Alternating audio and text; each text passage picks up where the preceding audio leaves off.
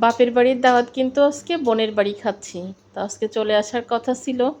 তো বাপের বাড়ি দাওয়াত ছিল, সেইখান থেকে আমার মা চাল, বিরিয়ানির চাল, তারপর হচ্ছে গরুর গোশত সব কিছু বোনের বাসায় নিয়ে আসছে, মারাও আসছে। সবাই মিলে কিন্তু এক জায়গায় বসে আমরা বিরিয়ানি রান্না করে খাইছি। আসলে খাবারটা এত টেস্ট ছিল, খাবারের টেস্টের থেকে সবাই একসাথে বসে খাওয়াটা কিন্তু আরও বেশি মজা ছিল। তো কিভাবে বিরিয়ানি রান্না করলাম, এখানে পেঁয়াজ বেরেস্তা, তারপরে হচ্ছে পেঁয়াজ বাটা, রসুন বাটা, অর্থাৎ যত রকমের মশলা থাকে বিরিয়ানিতে কম বেশি হয়তো সবাই জানেন। আমি কিন্তু সব কিছু দিয়ে, টক দই দিয়ে, ঘি দিয়ে সুন্দর করে কিছুক্ষণ ম্যারিনেট করে রেখে দিচ্ছি, প্রায় 5-6 মিনিটের মতো রেখে দিয়ে তারপর হচ্ছে আমি চুলায় দিচ্ছি। তা আমি এইভাবে বিরিয়ানি রান্না করি, জানি না কে কীভাবে বিরিয়ানি রান্না করে।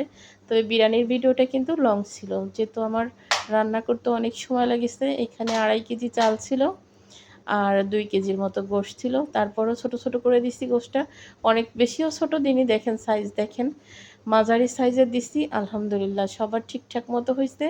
আর বিশেষ করে খাবারটা কিন্তু অনেক বেশি মজা হয়েছিল।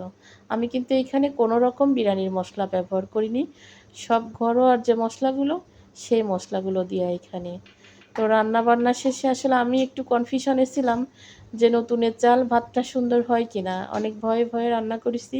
মাশাআল্লাহ ভাতটা যে এত মজা হয়েছে আর এত সুন্দর হয়েছে, এই জন্য কিন্তু খাবারে শর্ট পড়ে গেছে। তারপরও অনেক খুশি যে রান্নাটা সুন্দর হয়েছে, সবাই ঠিকঠাক মতো খাইছে।